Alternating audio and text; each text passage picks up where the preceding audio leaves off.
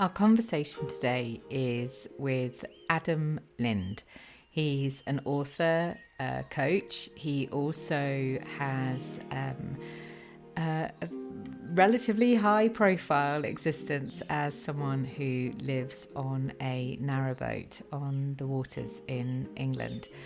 And more than all of this, he is a thoroughly wonderful human being.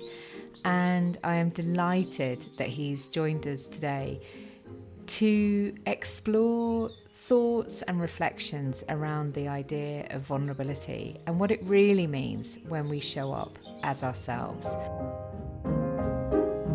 Welcome to the Henny Flynn podcast, the space for deepening self-awareness with profound self-compassion. I'm Henny. I write, coach, and speak about how exploring our inner world can transform how we experience our outer world, all founded on a bedrock of self-love. Settle in and listen and see where the episode takes you. So first of all, I'm going to welcome you properly. And also say thank you for starting a little bit later than planned. Appreciate that. And it's very nice to see your smiley face here. And yours. So just to sort of center in on what we were originally going to talk about, which would be, it still feels really present for me. And it was around vulnerability. And I think you were saying the last time we spoke about the vulnerability of writing. And does that still feel present for you? Does that still feel like something? It does for sure, but it also feels like vulnerability to me I feel like people often use it as like a scary word. It doesn't actually scare me. It's actually where I feel most comfortable being vulnerable, like telling anyone and everyone that will listen exactly what's going on with me in that moment is like a gift. So when we were talking about it in a writing aspect, it wasn't even so much from a fear lens. It was like, wow, now I just get to write about all my vulnerabilities. What a joy. Yeah. And there's something, as I'm listening to you, there's something incredibly freeing about that and about really sinking into that feeling of vulnerability and going, well, what more can I notice here? That really comes up for me. And also, you know, that expression that you often hear in coaching and therapy too, around being comfortable in the discomfort. There's that for me is what vulnerability feels like. You know, when we can kind of like properly just get into that uncomfortable space and go, and this is okay. For sure. I also think for me, it's a real means of connection. I was thinking about this recently because someone said to me, like, why do you think you're so good with people? That's not a slogan I give to myself, but kindly was given to me by someone close to me. And we got into talking about actually like what makes a good conversation and the art of conversation and the art of connection.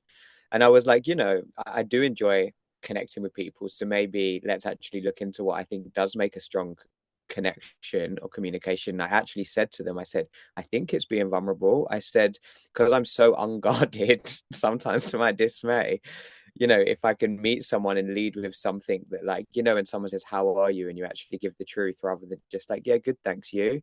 I think you've got that connection because you've opened yourself up a bit to them, and therefore it's a little bit of a subtle invitation where they could feel safe to do the same. So I think, yeah, for me, really, vulnerability has been a great means to connect with people on a level like that's more than just, superficial or small talk. I'm really mindful of that moment when we met in the back of our camp at a secret garden party, and Anna and I came back from a little wander around, and there was this strange man standing in our camp with this enormous smile on his face, just looking around at it all, and just like, you were obviously loving what we'd created in that space. And actually, in that very first engagement that we had with each other, it felt like there was that space of vulnerability, the kind of like the releasing of social mores and those kind of constraints that we can have when we first engage with somebody, because you were just so delighted with what we'd created, and we were so delighted with how delighted you were, and then that was this beautiful stepping off point for a connection that has just sort of built and built and built, which, sometimes those connections, they fly by, don't they? But sometimes they remain. I mean, I knew the moment I met you, I was like, okay, I am gonna infiltrate myself into this person's life until they become like a pillar in my life. Because sometimes you just have that feeling, and I'm very much like if I feel like I need someone in my life, it becomes like a non-negotiable for me. And I definitely had that feeling when I first met you. And what a nice reflection to think back from that essential field dance floor, maybe 2.5 years ago, I guess, to this moment is wow, what a journey. Mm. And so when you think about the journey that you've been on in that time and the journey that's brought you to writing the book, which is, um, we're recording it now in kind of middle of March, I think. I think that's the month we're in. And then this is going to be heard sort of later in April once the book has been published. So talk a bit about that journey that took you even to writing the book, Adam. Like, what led you there? Yeah, wow, thank you for that lovely open-ended question. This is the moment where I think how to be concise in some way.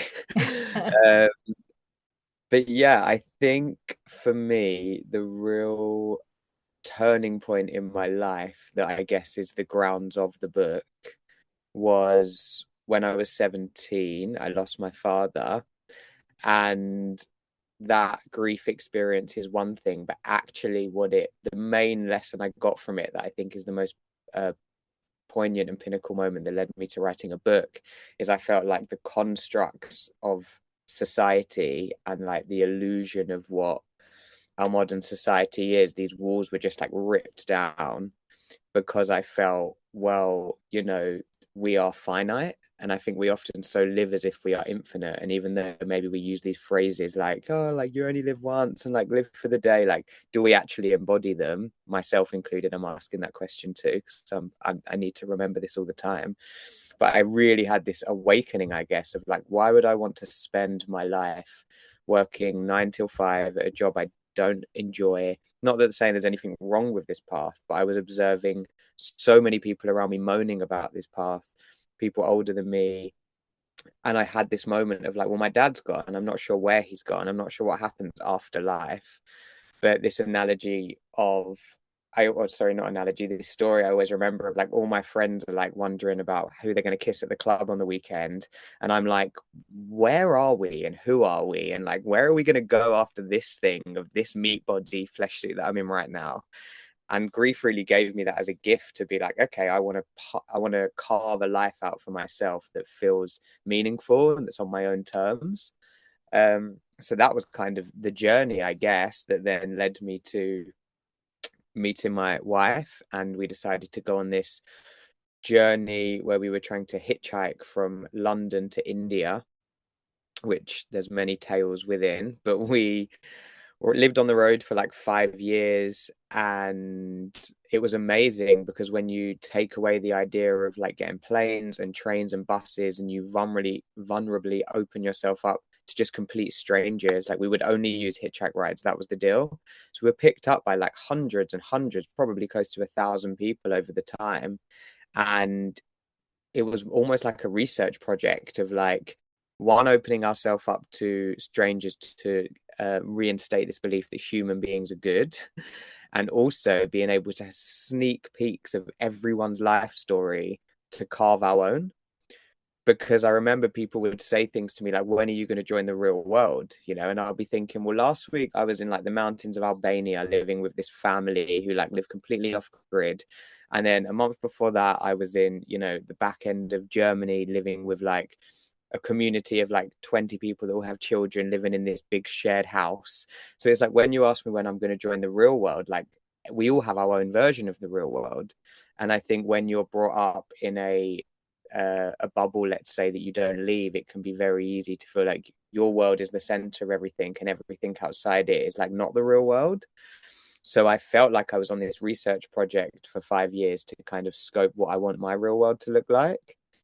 And on that journey had many twists and turns, highs and lows, some really bad mental states, some really high mental states, but they all kind of accumulated to now where I currently live on my narrowboat traveling around the UK, and wrote this book kind of on the basis of that, like of some life lessons that are really an invitation to look inside yourself more than me saying this is what I've learned. Because one thing I learned right in the book is that I haven't got any of these lessons down. And that's the beauty of what I want it to be. It's like an offering, an invitation to myself, actually. It's a very self-indulgent act. It's like a big reminder to myself that I'm hoping other people will find useful as well. I think, Adam, all creativity is that.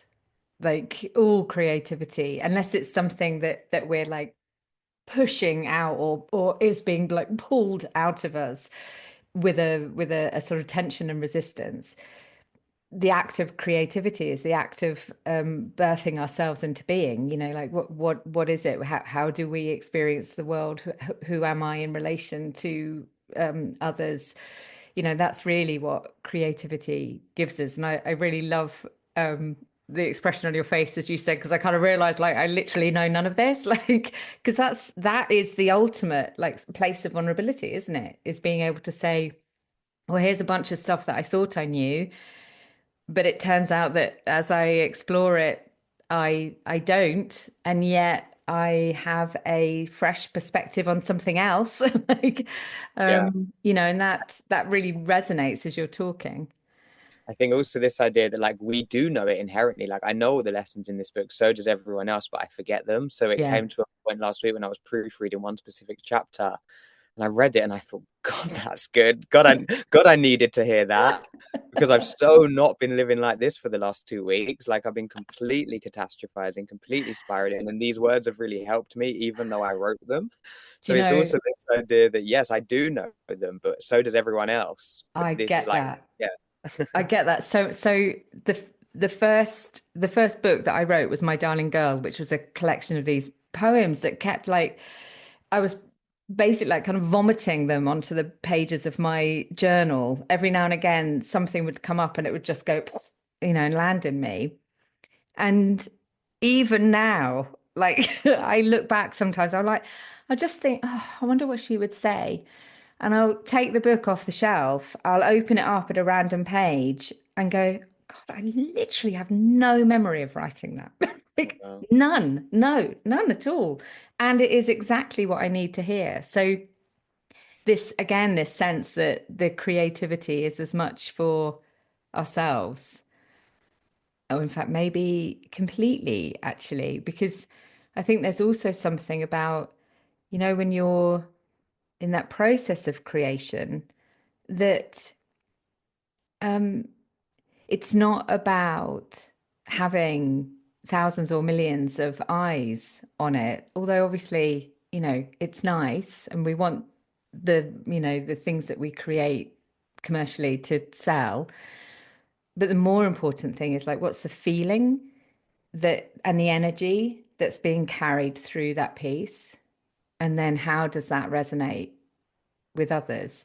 And as you and I have talked about you in the process of creating this book, I've really felt that so strongly that the book has become something that has been really, really important to you in your own process of self-learning and discovery. And that I feel that is beautiful.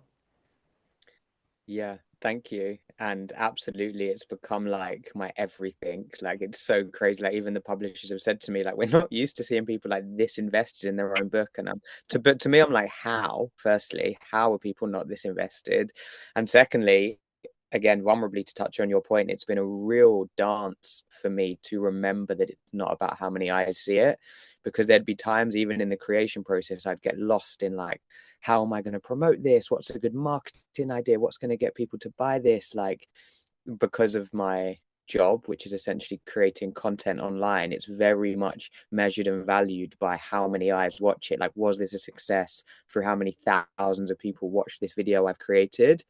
And it's been so interesting to, as I say, dance with this idea of remembering actually what a special opportunity this is for me to be able to do, and trust that it will be read by the right people, and also to enjoy the writing process, and then when that's finished, then focus on the marketing part of it.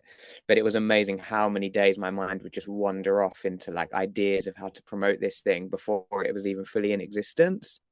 I love that, Adam. I love the um the vulnerability to your point of that, because it's also the recognition of how we um sort of segue up through, into the head and then into the heart, and then we're like down in like deep wisdom, and then up in the heart again about like what will people think, and then up in the head about like, and these are the things I need to do.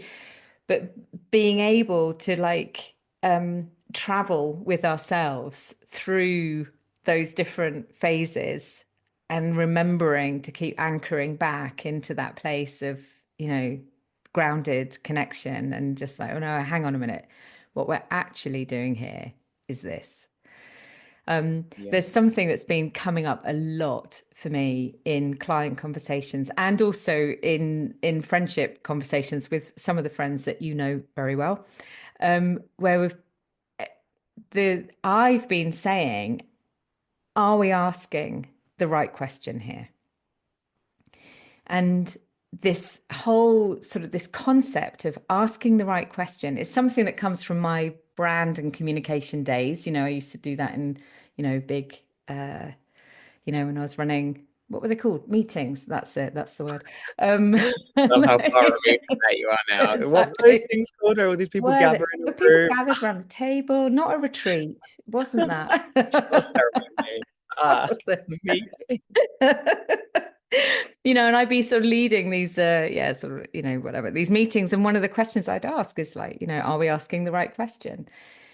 Um, and just listening to you there talking about the recognizing those times where a part of you, for very understandable reasons, wanted to ask the question of, well, how are we going to make sure this is a success, inverted commas, and it would have had its own criteria of what success looks like. And then the other part of you stepping in and going, well, hang on a minute, we could also, how could we enjoy this process? And Mm, that feels like a much deeper question. for sure. And I mean, this is a bit of a, I guess, tangent or sidestep, which I think is allowed on this podcast. But it also got me thinking as you were talking, something that's been coming up for me in regards to asking the right questions in like our interpersonal relationships, because you've probably heard this before, but what I tend to do is like try and save everyone around me. So I had this thing with my wife recently that she won't mind me sharing, where she was just in a bit of like a tiz about something. And I was like, well, why don't you do this? And why don't you do that? And why don't you do this? And the magic question for me, when you ask, am I asking the right questions? And when I asked myself after, what could I have asked in that moment, was, do you want advice or do you want me to just listen? Oh, I love this question. And afterwards, I went up to her and I said, I should have said to you, would you like advice or do you want me to just listen? Because how often do people just want to rant and vent? And they're not looking for you to be like, whoa, how about if you did this? And then maybe we could figure out if you do this, because that will come. And really, I just should have like allowed her to like offload. So this idea of asking the right question, I think, comes up to me a lot, particularly when I have like a mind, I would say, similar to yours, where it will maybe remind us of something or a tool we've learned or a conversation we've had, and it can be so good to be like, oh, let me share this with you. But actually, is that the right thing to be doing in that moment, or is it just, come on, absolutely. offload? And actually, I mean, and as I listen, like the even cleaner way potentially is to say, what do you need? Mm, Because often people don't know.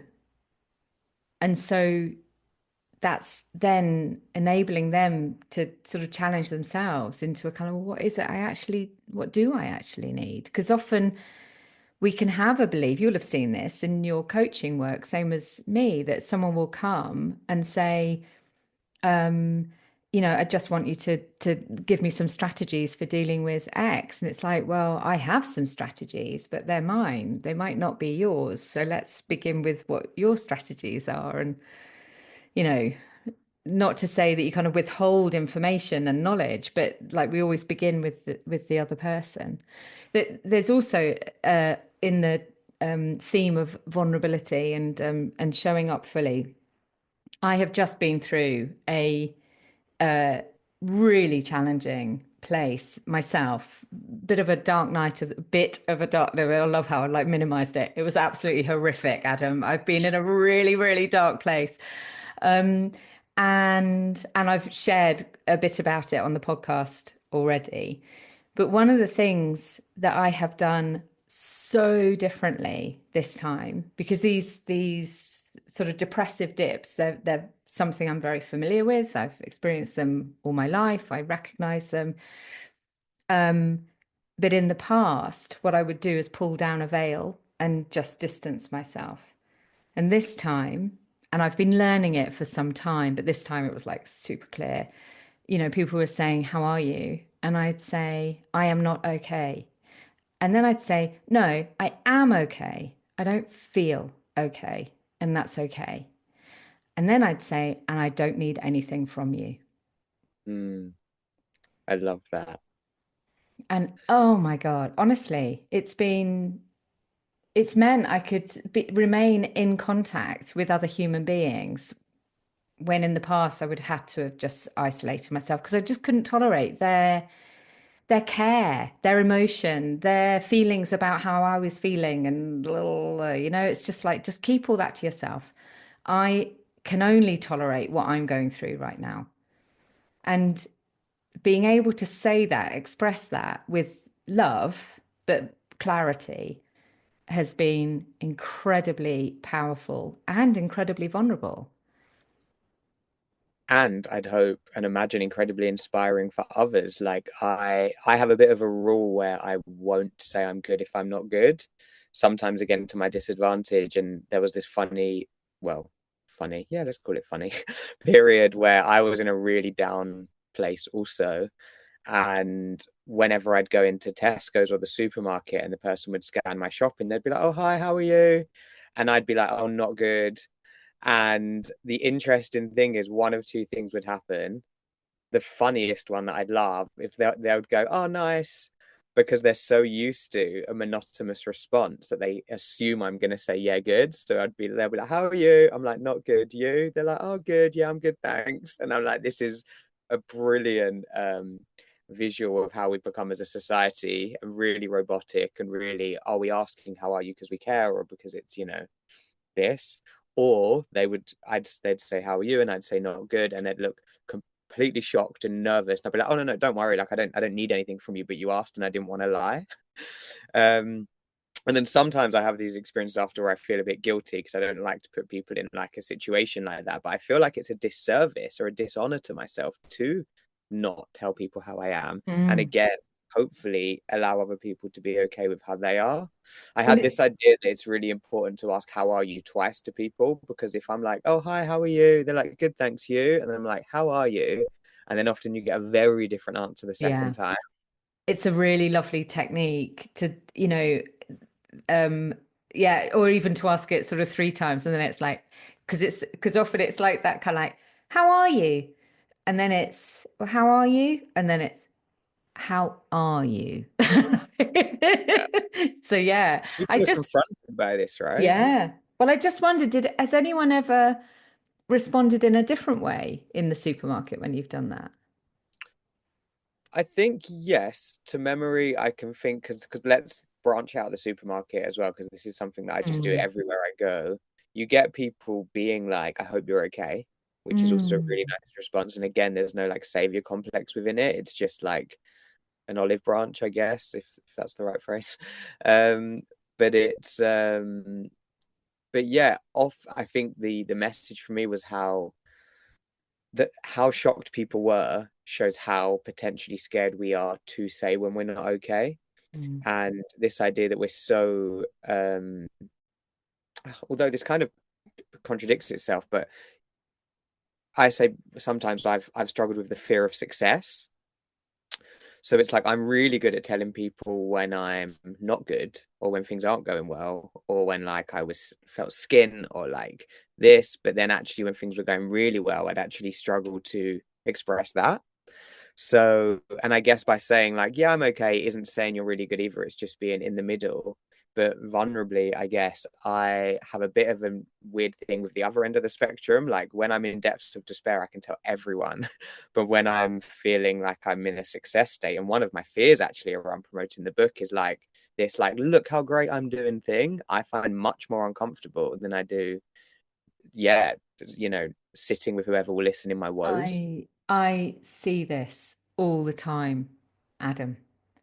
This thing of um, where, as a society, I think culturally, um, there is something about the British culture that slightly denigrates success or happiness or joy, or it's like almost like well, you can't be striving hard enough if you're in a really like upbeat and everything feels easeful kind of place. That's definitely a kind of a bit of a, I think I have a little bit of that story. I don't really care that I have a little bit of that story. I kind of recognize it, but it doesn't inhibit me too much. But I think that's quite common. Um, and I think there's also the kind of that very natural, like human tendency of like, we don't want to say that things are really great in case we're, um, creating a sort of risk, upsetting the fates, going right back into like Greek mythology and this idea of like, don't tell everybody how fabulous your cow is because the cow's going to get struck by lightning because Zeus will be jealous of how much you love your cow. That's a very ancient bit in our brain. And I think I think there's something really sort of beautiful in the extension of this vulnerability story, actually, about what it feels like to really sit in the discomfort of that aspect of vulnerability. That's It is. I've been trying to practice it more. I think for me, a big part when I tried to unpick it was also around I don't want people to feel like I'm bragging or like I don't yes. want people to leave Yeah. my presence and think, oh, he's full of himself, which has been such an interesting process in the book because essentially who am I to think I can write a book and people should read what I have to think? And with that, you have to have a little bit of like, I believe in what I say. So at the beginning of the book, I relay this story that happened when I was in India and I was living in an ashram for a while. And the guru there, I depict to me as like the wisest man I've ever met because he taught me so much. And he would give us these lectures and philosophies about life every day. And at the beginning of every lecture, he'd stand up and he'd say, just so you will remember, I know nothing. Mm, And I used to think, how can this man say he knows nothing? Like to me, he knows everything. And he'd go on to be like, the more a person thinks they know, the less they know. mm, Because essentially, when you become the knower, you stop becoming the student and you stop being open to learn.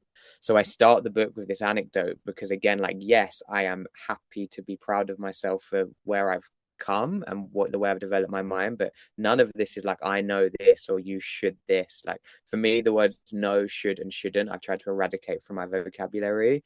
Could and couldn't can be there when it comes to advice, and rather than I know, it's I believe or I feel, mm, because I think, yeah, again, this balance or this dance between wanting people to read what I have to say because I really believe there is some value in that, but without it being this, I was trying to explain to the publisher and we were talking about it. I want to be like the anti-guru. Like I don't want to be the guru, like the all-knowing. If anything, I'm like, I know nothing, but also I might have something that might be of interest to you. But how do you like fully back yourself if you're only being like, this might be interesting to you? mm. might help, is way harder, a harder sell than to be like 7 lessons to change your life. Absolutely, 100%. So I think this is, maybe there's a bit of zeitgeistness around this. And maybe that's just my wishful thinking, but um, it is a lot easier to sell certainty because as a human condition, that's what so many of us are looking for because perhaps for very, very valid reasons, we haven't had certainty in our lives. And actually with your backstory and what you experienced as a, as an adolescent, it would have been extremely understandable if that had taken you off in a different path where you'd actually sought certainty. But in a way, what it did is it took you down a path where I'm not saying that certainty has never been important for you, but where, some of those like classic social guardrails around certainty you rejected. So, hitchhiking for 5 years to India, it's not a classic path, for certainty. I mean, So interesting to hear you reflect this because you're so right, and I've never framed it like that. But like my biggest struggle is usually when I'm searching for certainty because particularly I suffer quite badly with health anxiety. When I like get something wrong with me, I'm convinced I'm dying. It happens way more than I'd like it to. Currently happening a little bit in the last week as well, for full vulnerability. um and all I'm searching for in those moments when I'm either scrolling through Google or like wanting doctors to talk to me is certainty. Yet like you say, my actual physical life path, yeah, has constantly been in almost the search for uncertainty, even living on the boat. And I've never really framed it like that, as someone that feels like they can only happy when they have certainty. Yet I seem to have disproved that, I guess, over the way I've lived. and also, I mean, the metaphor of being on a boat, I mean, it's literally like water. It's constantly in a state of balancing, Mm. balance as a verb, not a noun, Um, so I think that is very curious, very, very curious. And obviously, what I'd really love to do is dive into that bit of the conversation, but this is a podcast and not a Yeah, I was going satellite. to say, I'd love to caveat this by saying I'm very lucky that obviously I've had a lot of life coaching and therapy from you. So if at any part of this conversation, if someone's listening and it feels like I'm going into these like deep reflections, is because that's how I'm very used to this kind of style going. So it's like this is like half a live therapy session because it would be in exactly the same setup and half a podcast. So I'm like, gosh, I'm going to listen back to this and be like, wow, that was a tangent. Like, wow, this is such an amazing mixture of everything that we embody together. So yeah, I was definitely falling a bit into there of like, oh, another epiphany. Right, let's go deep into that. Oh no, wait, people might hear this. Well, I think, and it does really echo back to what you were saying about the book as well, that this sort of stance of kind of like this isn't about giving certainty. It's actually about saying, well, here's a thing. How do you feel about that? What does that bring for you? That's enough. Yeah, yeah. It's very much also about, there's a lot in it around this idea of like taking the first step, because one of the things was that I heard when I got back from the hitchhiking trip and now we live on the boat and we've built this community of people online, everyone's always like, but how did you do it? And there's some misconceptions that we were either like given money from our parents, which was completely untrue. Like over the 5 years, we'd saved about £3,000 between us before we left. And when you take out the cost of travel, because we were hitchhiking, and you take out the cost of accommodation, because we would either wild camp or stay with strangers on this platform called Couchsurfing, where people host you all over the world, you need very little money to travel. And so yeah, there's either this misconception that we're rich or have some kind of trust fund, or I don't know, we have this kind of special ability. And one of the reasons as well I wanted to write the book was to say to people like, I am no one or nothing special. And that's the best thing, because neither are you. So you can do all these things that I've done. And also to caveat, I don't think you want to do the things I've done.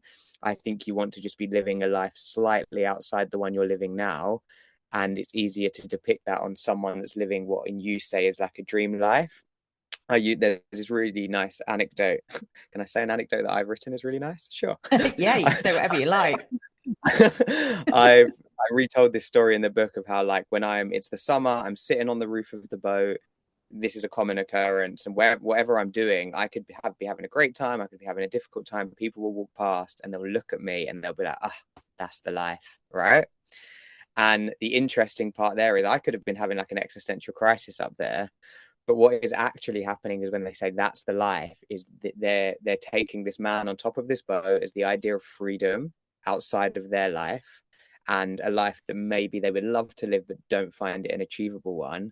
So one of the chapters in this book is to entertain what does freedom look like and what's the very first step we can take. And that doesn't necessarily mean leave your marriage, quit your job, go live on a boat or travel the world. It could literally mean the smallest of things. I can't think of an example right now, but that one smallest step could feel like freedom to you. But this depiction of me on top of the boat to so many people is freedom, yet half the time I'm up there absolutely spiraling. So I'm just a figure of their imagination, really. I love that. Anton and I almost bought a house based on a similar thing. We walked up to this cottage.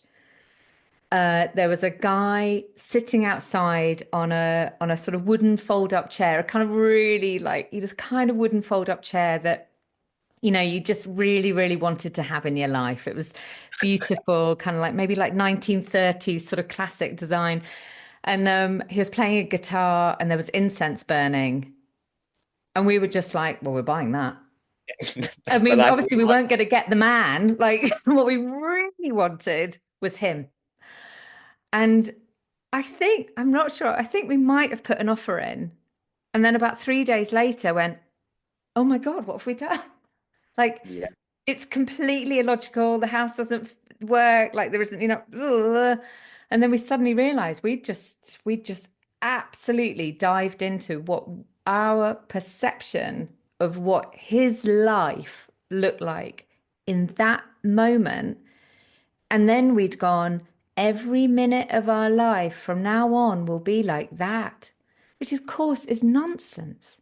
it's nonsense and an amazing gift, because what it then makes you can allow you to ask yourself is, what feeling do I believe that that man has, and how can I bring that feeling into my life? And Exactly. that's what I always say to people when they're like, how do I live like you? And I'm like, well, you will never live like me, and trust me, half the time you wouldn't want to.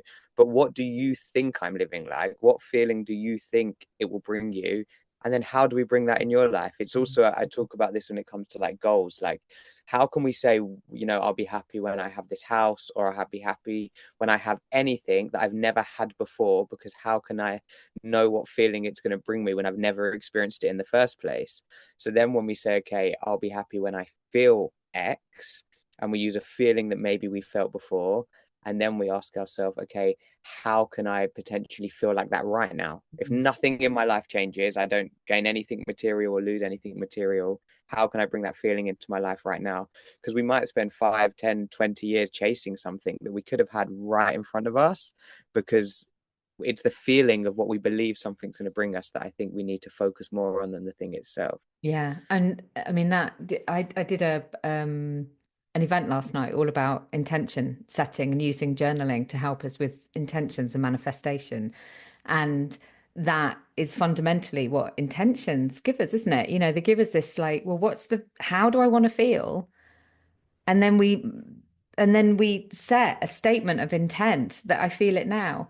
And interestingly, actually, what you used the word freedom earlier, and the intention that fell onto my page when because I do the exercises with everybody, was I am free, like that. And normally my intention is I am safe, or I am Mm. calm, I am kind, I am clear. That's been one that's like traveled with me for a long time. But now it's like I am free. And I mean, this is a complete like little sidestep, all about me. This experience that I've had, this like dark night of the soul that I've been through, where it's left me is, my my strong desire is to swear quite sort of baldly right now, but is to say I am free, like, and fearless, and releasing so much of that crap that still clings, even with all of the work that I've done, even with all of the knowledge that I have, even with all of the life experience that I have. There's still stuff that clings, and and I recognize this as a cycle, and I'll go through this again as I, at another stage, I'll go, oh, hang on a minute, there was still some more. I'll just release that.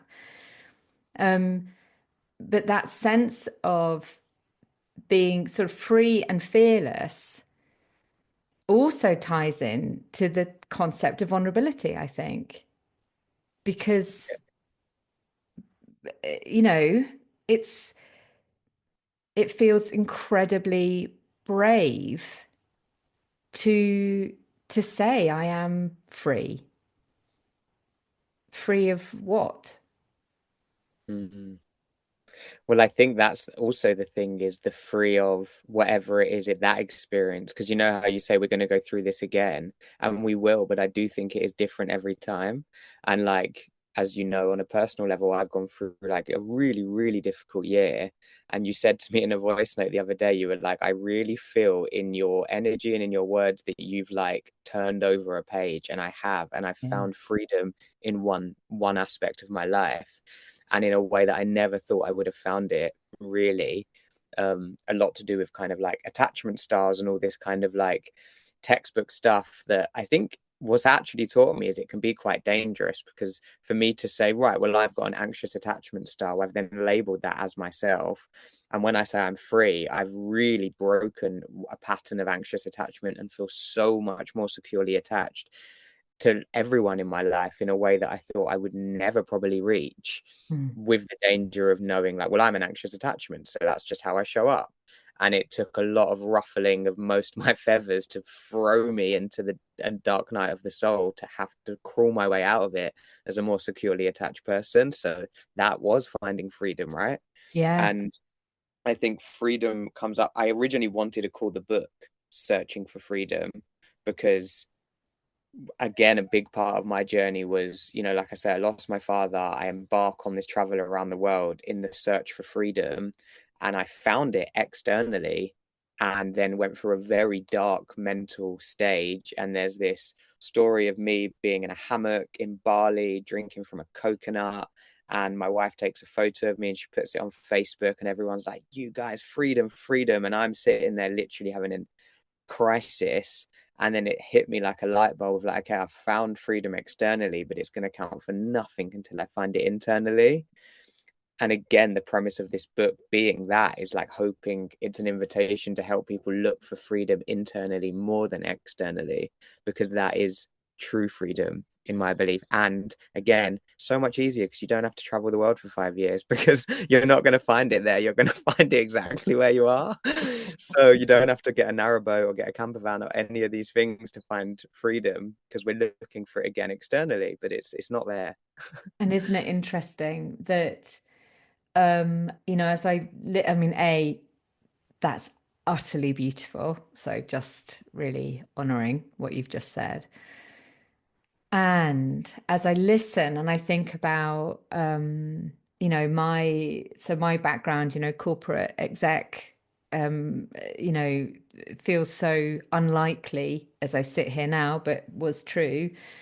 And the way that for so many people, and certainly for myself, we get caught into systems like that because we're looking for safety, and in exactly safety and freedom, they're the two anchor points, and looking for safety in the external world, looking for security in the job and the paycheck and the sort of the position and the connection with colleagues and all of that. It gives this the trappings of safety. But we also recognize, of course, that the world is not stable. Nothing is stable.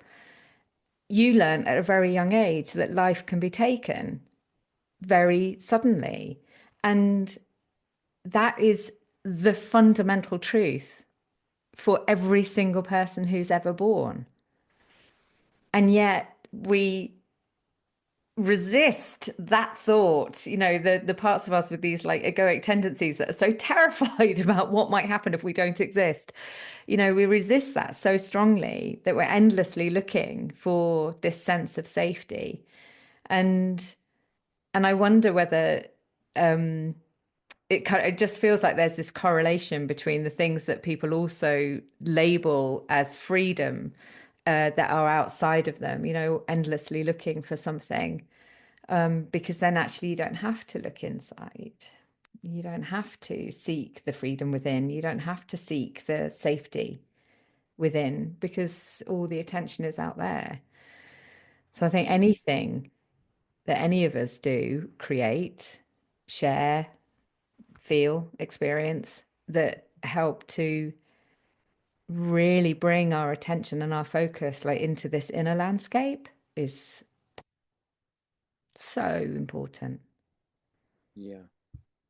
And often it's brought to us through, for example, a time of adversity is like a Exactly. really common story. And I love adversity. There's one of the chapters in the book is called The Gift of Adversity because I started to notice all the most inspirational people in my life had a really pinnacle adverse moment that happened to them, which led them to become the person they are today.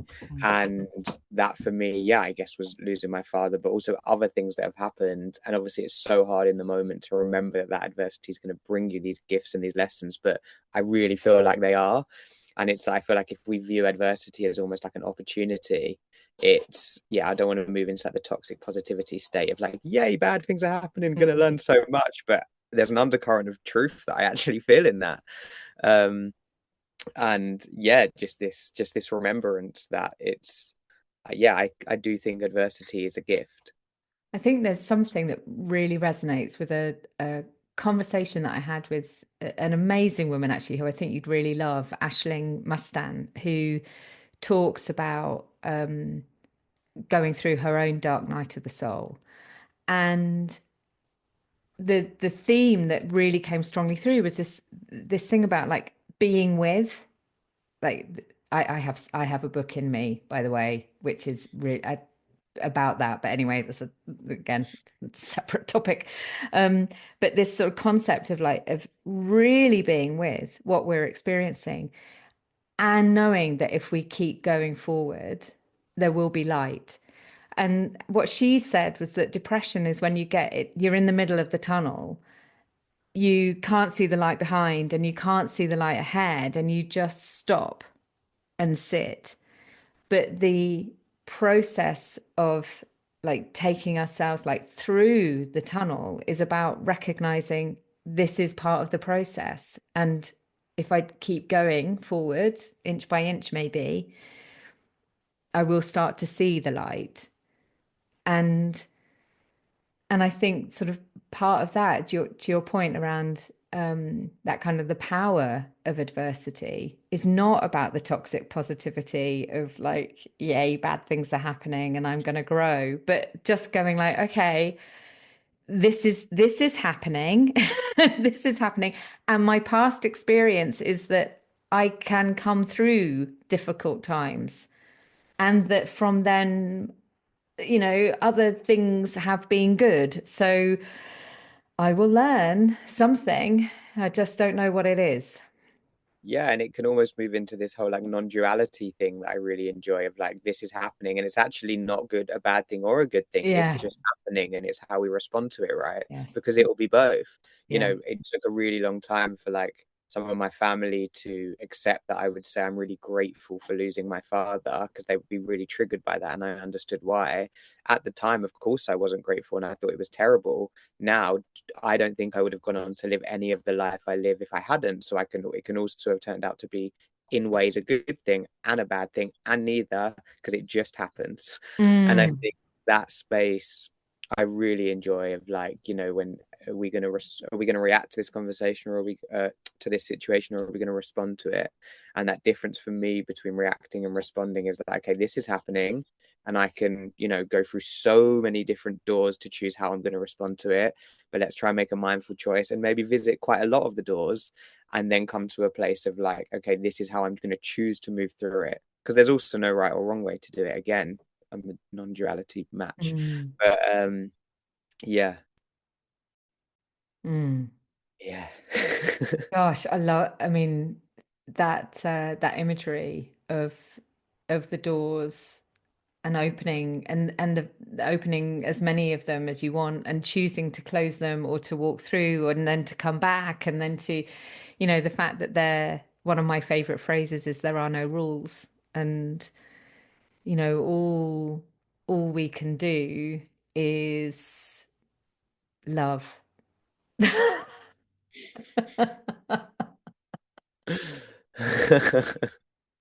Fantastic. Let's come back to that, Adam. Yeah. And that also brings me straight back to that moment of finding this wonderful young man in our camp, and Anna and I coming in and just saying, hello. And you turning and saying, hello, do you live here? Yes, it's wonderful. And just this feeling of like, I want to live here too. Oh, well, I think a doorway, a portal into love opened in that moment. And yeah, I'm sending you a lot of love right now and so much deep respect for everything that you have traversed in the in the time that I've known you, and in the time before. And how beautiful that you were able to find this place inside you for writing the book in the way that feels so sort of like it's really honoring your value set and how you really want to be expressing yourself. It's beautiful. Thank you. All right, my darling. So look, I'm going to press record in a minute and then we'll do the interview. Yeah. I was like, why when I was like, I'm gonna finally get through a conversation with you about crying, and then it was about to come, and I was like, okay, I'm so glad you broke the state. Oi, oi, oi. Oh, honey bunny, you can Thank cry. you. That was gorgeous. Thanks, Adam. Thank you for uh yeah, wanting me to be a part of your podcast sphere. It's a complete honor and a Mm. privilege. Oh, oh, you. No, yeah, I It's hope been, people enjoy it. mm, it's been really gorgeous, really, really gorgeous talking. And do you know what? So normally particularly if I'm, in conversation with someone, I'll have some kind of thoughts. I'll have I'll have a kind of arc, a narrative arc that I very skillfully and, gently guide us through. And then I realized as I was kind of moving through today, I was just kept thinking, I really do need to like write some notes. And then it was just like there was I obviously wasn't doing it. It was like it became very clear to me that I wasn't doing it. And that for me speaks to the willingness, back to this sort of theme of vulnerability, really, the willingness just to show up and see where something takes us. So Mm. I have loved this traveling journey with you today. Yeah, equally, I sometimes go into a podcast thinking of like certain points I want to say, and then just thought, nah, we'll be all right. I mean, there's like, it's beautiful because there's the part trust, the part like belief and knowing, and the part that we both really like talking that I just knew would just carry everything so perfectly, particularly the final part. And on that note, I'm going to press stop recording.